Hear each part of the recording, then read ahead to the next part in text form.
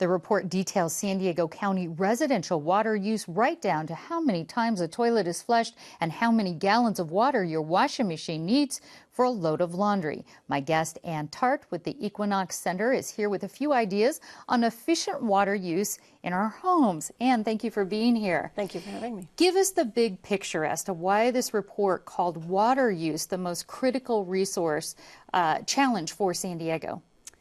Well, San Diego imports about 70% of all the water that we use in San Diego County.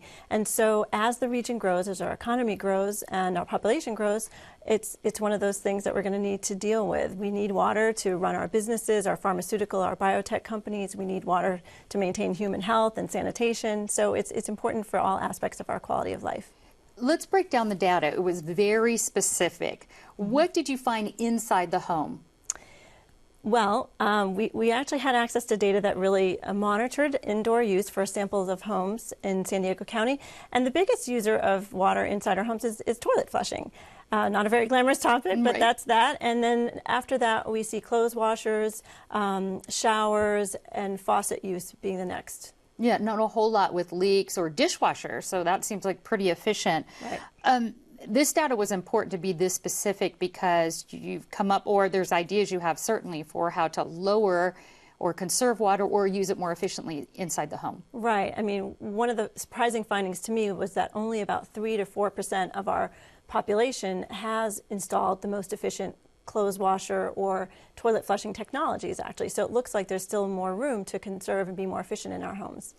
The study also says that it estimates that about up to 30% of outdoor water use could be altered or improved. Right. Tell me about that.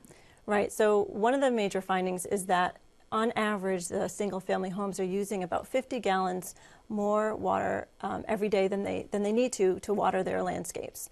So that if you add that up over time, if a home stopped overwatering their landscape, they would save about 17,000 gallons of water per year.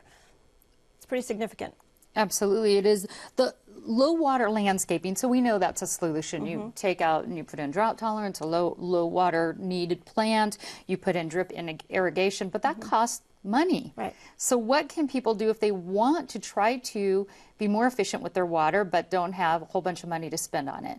Right, good question. Well, simply, first of all, reducing overwatering is important, just knowing what your landscape should take and not watering as much. But also things like watering, at night or early in the morning when there's less evaporation, so that the water that you are putting on your plants is going into the ground instead of evaporating into the air is another thing that people can do. Water a little bit less frequently. Usually most plants can take that. So there's a number of other things that people can do. And I understand one way to do it is succulents are very popular because you can just break a piece off and stick it in the ground. Right. So you could do it gradually. Yes, absolutely. Yep. All right. Well, there's a catch-22 when it comes to water pricing and conservation.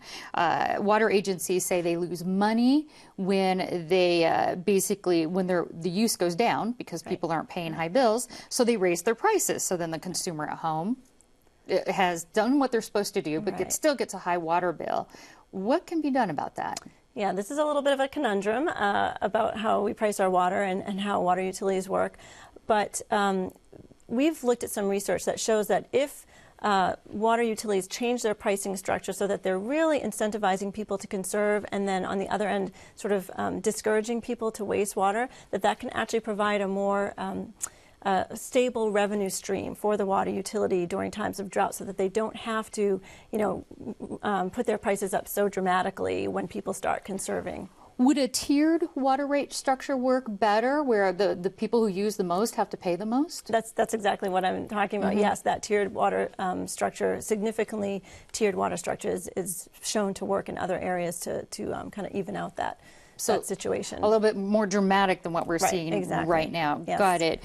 I've often heard, why should we conserve water, especially here in San Diego? We've got the Pacific Ocean right here at our doorstep. We can just desalinate. Why not do that? Right. Well, we've done a report on desalination, and it looks like it is an option for the region. But the thing is, we need to get a handle on how much water overall we're going to need in the coming decades, and so that we can see how low we can go, let's say. And then once we know how efficient we can be, then I think it makes sense to figure out how much are we going to spend on these other supply options like seawater desalination or recycled water, for example. All right, Ann Tartre of the Equinox Center, thank you so much for talking to us. Now you can find out about what the city of San Diego is doing to conserve water by going to our website, kpbs.org.